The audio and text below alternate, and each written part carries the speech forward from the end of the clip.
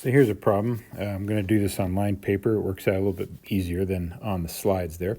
We're looking for the pH of a 0.3 molar solution of HCN, hydrocyanic acid, and we're given a Ka for that acid of 4.9 times 10 to the minus 10. First thing we want to do is to set up an equilibrium reaction here. And so we're going to have HCN. It's going to act as an acid. It's going to react with water in equilibrium and give us H3O plus Cn minus. All we did is move an H plus from the acid to the base, to the H2O, to become H3O plus. We're going to go ahead and put this into an ice box. Our initial concentration of HCN is 0.30 molar. I have no hydronium and no cyanide to start with.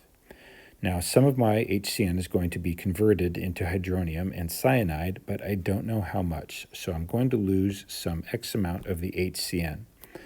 And I'm going to gain X amount of the H3O plus and gain X amount of the cyanide because we have that one-to-one stoichiometric relationship between all of those different species. And then my E line here, all I do is add all of that up. So we're going to have 0.30 minus X.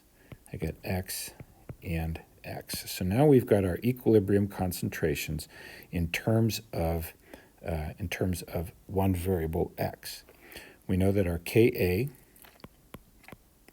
is equal to 4.9 times 10 to the minus 10, and that's going to be equal to concentration of H3O plus times the concentration of cyanide, so concentration of my products, over concentration of my reactants, HCN. Of course, the water gets left out.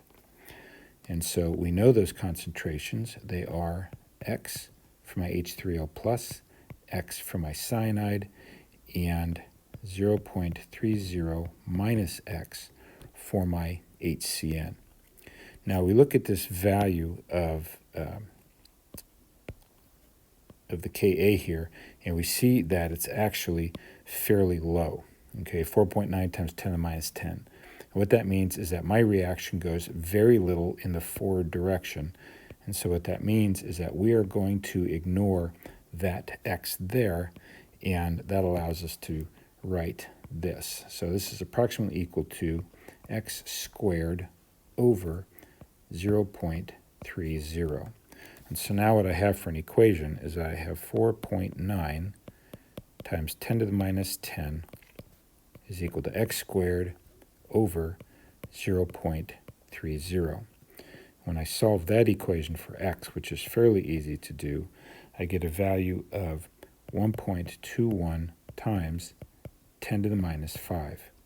And we see that my hydronium ion concentration is equal to X. And so that means that this is equal to concentration of hydronium. And so now I can use that for my pH. So my pH can be equal to the negative log of my hydronium concentration, 1.21 times 10 to the minus 5. Plug that in my calculator, and I get a pH value of 4.91.